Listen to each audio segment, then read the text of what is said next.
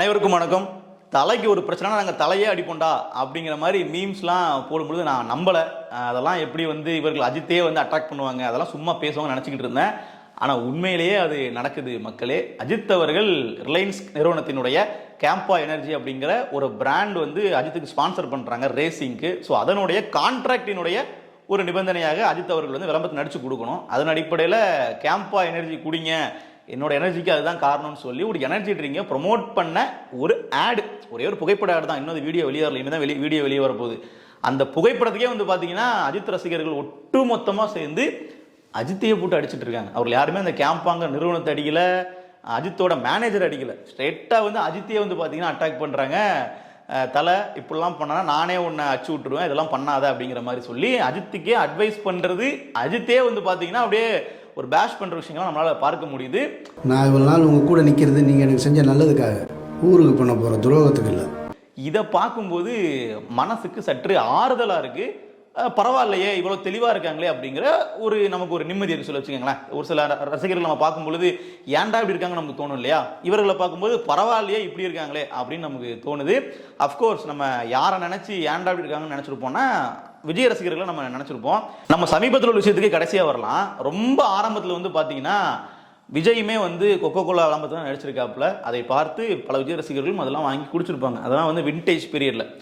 ஆனால் அந்த சமயத்திலே அஜித் அவர்களுக்கும் பார்த்தீங்கன்னா கொக்கோ கோலா, பெப்சி போன்ற விளம்பரங்கள் வந்தது. அவர்களே அப்போவே கோடி கோடியாக கொடுப்பதாக அப்ரோச் பண்ணியிருக்காங்க.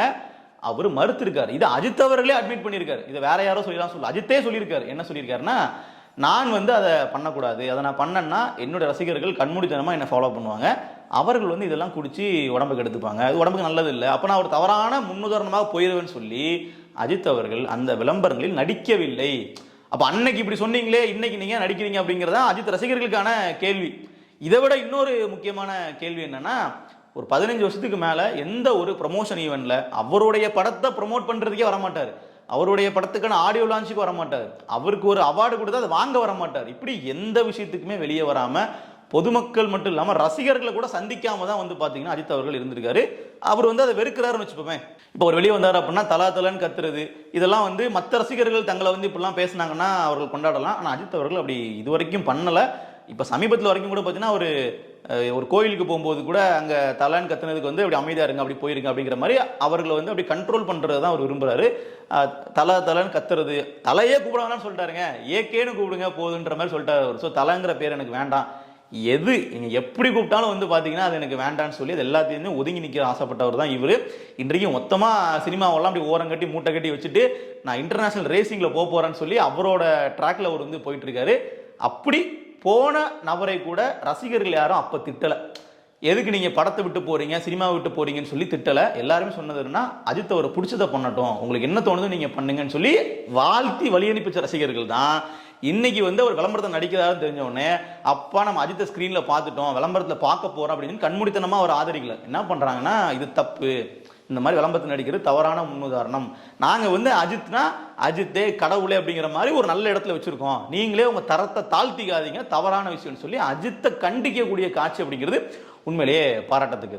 அப்படியே இந்த பக்கம் நம்ம வந்தோம் அப்படின்னா விஜய் ரசிகர்கள் இருப்பாங்க. நீங்கள் பல உதாரணங்கள் சொல்லலாம். நம்ம இப்போ ஆரம்பம் சொன்னோம் இல்லையா, கொக்கோ கோலா விளம்பரங்களில் விஜய் அவர்கள் நடிச்சிருக்காருன்றது உண்மை. அதுக்கான வீடியோ ஆதாரங்கள் இப்போ வரைக்கும் இருக்குது. அப்படியே நீங்கள் கட்சி ஆரம்பிச்சதுக்கப்புறம் பார்த்தீங்கன்னா, கட்சி ஆரம்பிக்க முன்னாடி வரைக்கும் நாம அவர் விமர்சிக்க வேண்டிய தேவை எங்கேயுமே வந்தது கிடையாது. கட்சி ஆரம்பிச்சதுக்கு பின்னாடி அவர் எடுக்கக்கூடிய முடிவுகளில் என்ன முடிவெடுத்தாலும் சரி விஜய் ரசிகர்கள் விஜயை கேள்வி கேட்க மாட்டாங்க. நான் கேள்வியே கேட்க மாட்டாங்கன்னு சொல்லலை, விஜயை கேள்வி கேட்க மாட்டாங்க. ஒரு உதாரணத்திற்கு விஜய் அவர்கள் ஒரு பிரச்சனைக்கு குரல் கொடுக்கல, நிறைய பிரச்சனைக்கு குரல் கொடுக்கல. ஒரு மிகச்சிறந்த 2 உதாரணங்கள்னா கவினினுடைய ஆணவ படுகொலை, அதே மாதிரி திருப்பரங்குன்றத்தினுடைய அந்த பிரச்சனை. இந்த 2த்துலையுமே அவர் குரல் கொடுக்காம இருக்கிறது மிகப்பெரிய சர்ச்சையாக மாறிச்சு. இந்த கவின் சொல்லி எடுத்துக்கிட்டீங்கன்னு வச்சுக்கோங்களேன், விஜய் அவர்கள் அது குரல் கொடுக்கல, அறிக்கை விடலை அப்படின்னா யாரை கேள்வி கேட்கணும்? விஜய் ரசிகர்கள் கேள்வி கேட்டாங்க, இல்லைன்னு சொல்லலை, யாரை கேள்வி கேட்டிருக்கணும்? விஜயை கேட்டிருக்கணும். இவர்கள் யாரை திட்டுவாங்க, யாரை அடிப்பாங்கன்னு பார்த்தீங்கன்னா ஜான் ஆரோக்கியசாமி கூட அடிப்பாங்க. ஜான் ஆரோக்கியசாமி விஜய்க்கு தப்பான ஸ்டடி சொல்லி கொடுக்குறாருங்க, ஆதவர்ஜுனா விஜய்க்கு தப்பான ஸ்டடி சொல்லி கொடுக்குறாருங்க. ஆதவர்ஜுனா, நல்ல வேலை ஆதவர்ஜுனா பேர் ஞாபகம் வந்துச்சு, நல்லா பாருங்க. 2021 விஜய் அவர்கள் திமுகவுக்கு தான் ஓட்டு போட்டாரு, கருப்பு சவுப்பு சைக்கிளில் போயிட்டு உதயசூரியன் சின்னத்தில் தான் வாக்களிச்சாருன்னு சொல்லி விஜய் இருக்கிற மேடையில் வெளிப்படையாக அட்மிட் பண்ணுறாரு ஆதவர்ஜுனா அவர்கள். நல்லா புரிஞ்சுக்குங்க. இப்படி சொல்லிட்டாரு இல்லையா, ஆதவர்ஜனா யார் இதெல்லாம் சொல்றதுக்கு? ஆதவர்ஜனாக்கு என்ன தெரியும் இப்பெல்லாம் பேசுறாரு அப்படின்னு ஆதவர்ஜனாவை அட்டாக் பண்றாரே தவிர, அவர் ஓட்டு போட்டுறது இருக்குல்ல, அவர் நிச்சயமா வந்து திமுக ஓட்டு போட்டாருங்கிறத இவரே சொல்லிட்டாரு. விஷயம் தெரியாம சொல்லியிருக்க மாட்டாருன்னு வச்சுங்க. ஏன்னா கட்சியினுடைய முக்கிய பொறுப்பாளர். கட்சியில விஜய்க்கு அப்புறமா புஷியானந்துக்கு அப்புறமா ஆதவர்ஜனா தான். அப்போ மூன்றாவதுல இருக்கக்கூடிய பொறுப்பாளர் வந்து பொய் சொல்ல வேண்டிய தேவையில்ல. தெரியாம பேசியிருக்க மாட்டார். அது உண்மைதான் வச்சுக்கோங்களேன். ஏங்க நீங்க திமுக ஓட்டு போட்டீங்கன்னு சொல்லி விஜயை பத்தி யாரும் கேட்கல. விஜய் எப்படி திமுக ஓட்டு போட்டாருன்னு சொன்னாருன்னு சொல்லி ஆதவர்ஜனாவை கேட்பாங்க. அதே மாதிரி ஒரு பிரச்சனைக்கு அறிக்கை விடல, ஒரு பிரச்சனைக்கு குரல் கொடுக்கல அப்படின்னா ஏங்க விஜய் பேச மாட்டாருன்னு விஜய் கேட்க மாட்டாங்க. ஜான் ஆரோக்கியசாமி சரியில்லைங்க, சரியான ஸ்ட்ராட்டஜிஸ்ட் அண்ணா சுத்தி வச்சுக்கணும், ஜான் ஆரோக்கியசாமி வேஸ்ட்னு சொல்லி அவரை போட்டு அடிப்பாங்க.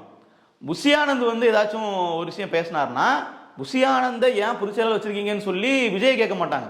இவரெல்லாம் நமக்கு தேவையே இல்லை, புஷியானந்த் வெளியே போங்க, புஷியானந்தே வெளியே விளைகிறீங்கன்னு சொல்லி அவரை திட்டுவாங்க. ஸோ இவர்களை பொறுத்த வரைக்கும் விஜய் வந்து ஒரு சேஃப் கார்டு பண்ணிட்டு தான் அதுக்கு வெளியே இருக்கிறவங்கள தான் கேள்வி கேட்பாங்க.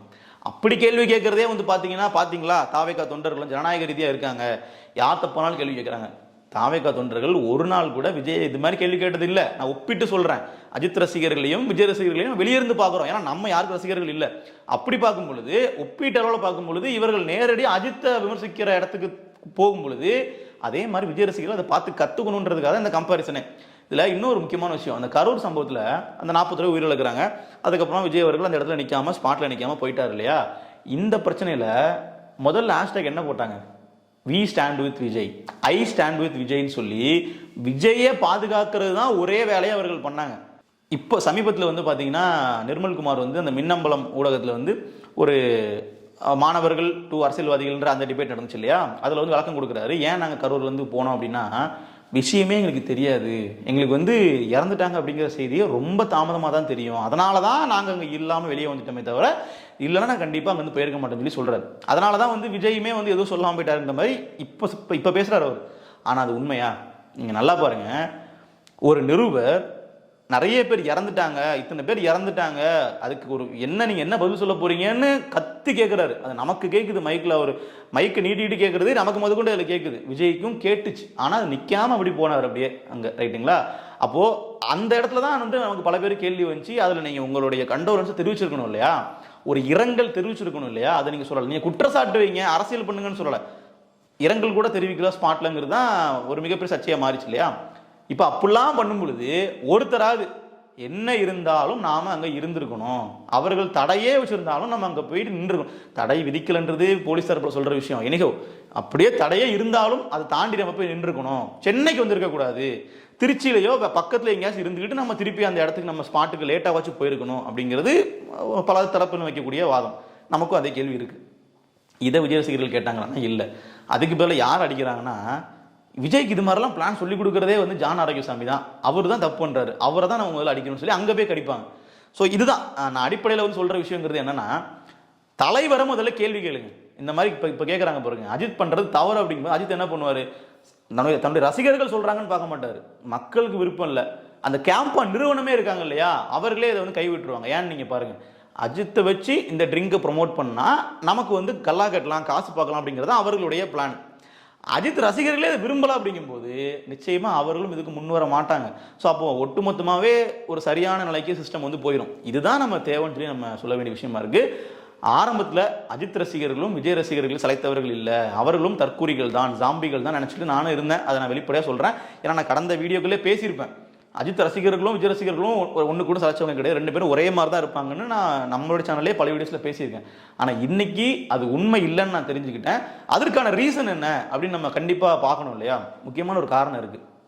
ஏன்னா கரெக்டாக கரூர் சம்பவத்தை பற்றி அஜித் அவர்களும் ஒரு இன்டர்வியூ கொடுத்துருந்தாரு, அந்த வீடியோவும் வெளியாச்சு. அதில் நீங்கள் பார்த்தீங்க அப்படின்னா அஜித் என்ன சொல்லுவார்னா, நான் வந்து கரூர் சம்பவத்துக்கு ஒரு நபரை காரணம் சொல்ல விரும்பலை, நாம் அனைவருமே காரணம் அப்படின்னு சொல்லி பொறுப்பை அவரும் எடுத்துப்பார். நானும் தான் காரணம், நீங்களும் தான் காரணம், நாம் அனைவரும் காரணம்னு சொல்லி அரசாங்கத்து பக்கமும் திருப்பி விடலை, விஜய் பக்கமும் திருப்பி விடல, எல்லாம் நம்ம தான் காரணம்னு சொல்லி பொறுப்பு எடுத்துப்பார்.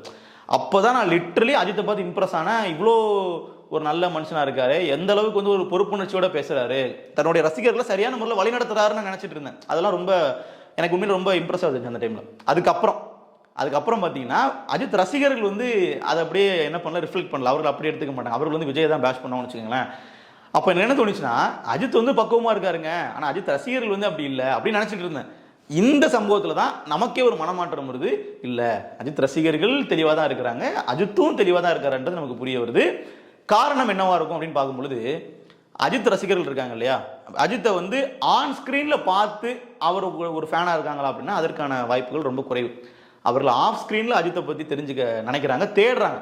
அஜித் அவர்கள் வந்து சக நடிகர்களோடு நடிக்கும் போது அவர்களை எப்படி ட்ரீட் பண்ணுவார், அஜித் அவர்கள் வந்து தனிப்பட்ட முறையில் சில பேர்கிட்ட பகிர்ந்து கொண்ட விஷயங்களை பேட்டிகளில் கேட்டு அது தெரிஞ்சுக்கிறாங்க. அஜித் வந்து ஆடியோ லான்ச்சுக்கு வரமாட்டேங்கிறாரு அப்படிங்கிறது அவர்களுக்கு ஒரு கஷ்டமா இருந்தாலும், அவர் வந்து புகழ் வெளிச்சம் தேடலை, அவர் வந்து தன்னுடைய படம் ஓடணும் அப்படின்றதுக்காக இந்த குட்டி கதைகள் அந்த மாதிரியான கதைகள்லாம் பேசி ஆடியன்ஸை வந்து ஹைப் பண்ணி அவர் அப்படி எதுவும் பண்ணல, அரசியல் பண்ணி படத்தை ஓட வைக்கல அப்படிங்கிறது அவர்களுக்கு ரொம்ப ஆழமாக புரியுது. ஸோ அதனால தான் வந்து பார்த்தீங்கன்னா அவர்களும் அஜித்துக்கு ஃபேனாகவே இருக்காங்க. அஜித்தை வந்து ஒரு ஐடலாக வச்சிருக்காங்க. அஜித்தை வந்து பார்த்தீங்கன்னா அவர் ரொம்ப சரியானவர், ரொம்ப நல்லவர், ரொம்ப புனிதமானவர் அப்படிங்கிற ஒரு இமேஜை பில்ட் பண்ணி இவர் இப்படிதாங்கிறத நம்பி அவருக்காக ஃபேனாக இருக்காங்க. அப்போ என்ன ஆகுதுன்னா, அஜித் இது மாதிரியான விளம்பரம் நடிக்கும்போது அதை ஏற்றுக்க முடியல. எங்களுடைய அஜித் அப்படிங்கிற கடவுள் இப்படிலாம் பண்ண மாட்டாரே அப்படிங்கிறத அவர்கள் ஏற்றுக்க மறுக்கிறாங்க. அஜித்தை எப்படி அடிக்கிறாங்க, அதான் சொன்னல, தலைக்கு ஒரு பிரச்சனை தலையை அடிப்போன்றதெல்லாம் அப்படியே ரியல் நடந்துகிட்டு இருக்கு. ஸோ இதுதான் அது அங்கே இருக்கிற விஷயம். இந்த பக்கம் நம்ம விஜய் ஃபேன்ஸ் எடுத்துக்கிட்டோம் அப்படின்னா, விஜய்க்கு வந்து பார்த்தீங்கன்னா ஒரு பிம்பத்தை வந்து கிரியேட் பண்ணிக்கிறாங்க சினிமாவில். அவர் சினிமாவில் நடிக்கிறது தான் நிஜம். சினிமாவில் ஆன் ஸ்க்ரீனில் அவரோட ஸ்பீச் எப்படி இருக்குது, ஆன் ஸ்க்ரீனில் வந்து அவரோட ஆக்ஷன் எப்படி இருக்குது, இதை தான் வச்சு அவருக்கான பிம்பத்தை கட்டமைச்சுக்கிறாங்க. ஆனால் ரியாலிட்டியில் பார்க்கும்போது அவரோட அரசியல்ங்கிறது வேற மாதிரி இருக்குது. அது நமக்கு பிரச்சனையாக இருக்குது, ஆனால் ஃபேன்ஸுக்கு வந்து அது பிரச்சனையாக இல்லை. ஏன்னா அந்த இமேஜை காப்பாற்றணும் இல்லையா. ஆன் ஸ்க்ரீனில் ஒரு ஹீரோவை பார்த்துட்டோம், அவர் கடைசி வரைக்கும் ஒரு ஹீரோவே வச்சுக்கணும், அவருக்கு எந்த பிரச்சனையும் வந்துடக்கூடாது, அவர் எந்த இடத்துலையுமே கீழே தாழ்ந்து போயிடக்கூடாது அப்படிங்கிறதுல நம்பர் ஒன்னாவே கடைசி வரைக்கும் விஜய் வச்சுக்கணுங்கிறது அவர்களுடைய தாட் ப்ராசஸாக இருக்குது. ஸோ இந்த ரெண்டு தான். ஆஃப் ஸ்க்ரீனில் அஜித்தை வந்து ரசிகர்களுக்கு பிடிக்குது, ஆன் ஸ்க்ரீனில் வந்து விஜய் ரசிகர்களுக்கு பிடிக்குது. அதனால் அவரை ஹீரோவை பார்க்குறாங்க, இவரை வந்து ஒரு ஐடலாக பார்க்குறாங்க. ஸோ அந்த டிஃப்ரென்ஸ் தான் இது. இது வந்து நமக்கு பார்க்கும்பொழுது அஜித் ஃபேன்ஸினுடைய அந்த நடவடிக்கை அப்படிங்கிறது உண்மையிலே வந்து பாராட்டத்தக்கது. இப்படி தான் இருக்கணும். அதை பார்த்து விஜய் ரசிகர்கள் கொஞ்சம் கற்றுக்கங்க. நம்மளுடைய தலைவர்களே தவறு பண்ணாலும் அதை கேட்குற இடத்துல இருங்க. நீங்கள் வந்து புஷி ஆனந்த், ஆதவ் அர்ஜுனா, ஜான்விசம் இவங்களெல்லாம் திட்டி பிரயோஜனமே இல்லை. ஒரு தப்பு நடக்குதுன்னா, விஜய் அண்ணா நீங்கள் ஏன் பேசலை, நீங்கள் ஏன் கவின் ஆணவ கொலைக்கு பேசலை, நீங்கள் ஏன் திருப்பரங்குன்றத்தில் வாயை திறக்கலை அப்படின்னு விஜயை பார்த்து நீங்கள் கேள்வி கேளுங்க. அவருக்கே வந்து ஒரு புரிதல் வந்து நாம் இதுக்கப்புறம் பேசினாதான் சரியாக இருக்குன்ற நம்பிக்கை அவர் வருவார்னு என்னோட கருத்து. நன்றி.